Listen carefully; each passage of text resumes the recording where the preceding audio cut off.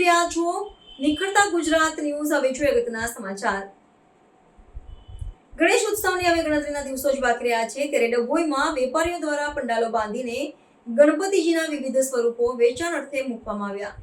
ડભોઈ નગરમાં વડોદરી ભાગોળથી ડેપો જવાના માર્ગ પર ગણપતિજીની નાની મોટી પ્રતિમાઓને લઈને વેપારીઓ વેચાણ અર્થે બેઠેલ છે.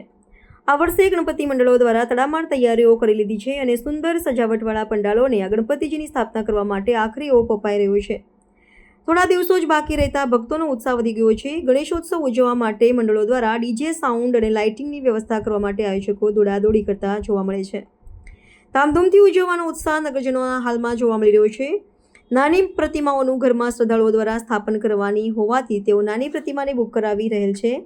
ગણેશ ચતુર્થીને હવે ગણતરીના દિવસો જ બાકી રહેતા ગણેશ મંડળો દ્વારા પોતાના વિસ્તારના મોટા મંડપ તે બાંધીને ગણપતિજીની સ્થાપના માટે તૈયારીઓમાં લાગી ગયેલા ડભોઈ નગરના વિવિધ વિસ્તારોમાં આયોજકો જોવા મળે છે.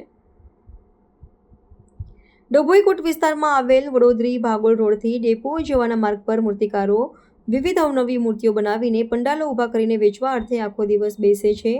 હાલ તો વિવિધ મંડળો દ્વારા તેમજ ગ્રામ્ય વિસ્તારમાંથી પણ આયોજકો ગણપતિજીની અવનવી મૂર્તિઓ જોઈને તેઓ બુકિંગ કરાવી લે છે અને સ્થાપના આગલા દિવસે વાજતે ગાજતે ગણપતિજીની સવારી શ્રદ્ધાળુઓ દ્વારા સ્થાપના સ્થળે ડીજેના સાઉન્ડ સાથે ભક્તિમય વાતાવરણમાં લઈ જતા નગરના મુખ્ય માર્ગો પર લોકો જોવા મળે છે.